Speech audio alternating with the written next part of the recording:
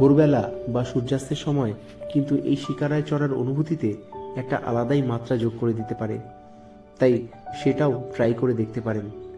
শিকারায় বসে যে ব্যাপারটা আমাদের সব থেকে ভালো লাগলো সেটা হলো ফ্লোটিং হকারি। কি ব্যাপারটা প্রথম শুনলেন? ব্যাপারটা অনেকটা আমাদের ট্রেনের হকারির মতো, শুধু স্থলে নয়, জলে।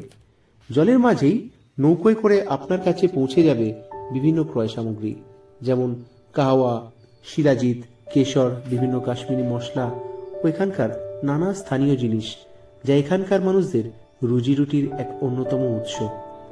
আর ভোরবেলা আসতে পারলে দেখতে পাবেন নৌকোর ওপর বসে আস্ত একটা ভাসমান বাজার, যাকে বলে ফ্লোটিং মার্কেট। নৌকোয় করে স্থানীয় মানুষ সবজি, ফল, ফুল, মাছ ইত্যাদি বিক্রি করে।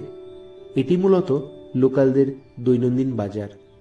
এই ফ্লোটিং হকাররা ওই ফ্লোটিং মার্কেটেরই একটা ক্ষুদ্র সংস্করণ বলতে পারেন। এদের কাছ থেকেও আপনারা প্রয়োজন মতো জিনিস সংগ্রহ করতে পারেন। আমরা একটু কাহাওয়া ট্রাই করলাম। কাশ্মীরে এলে কাহাওয়া না খেলে ট্রিপই অসম্পূর্ণ। বাদাম আর জাফরান মেশানো এই চা শরীর আর মন দুটোই গরম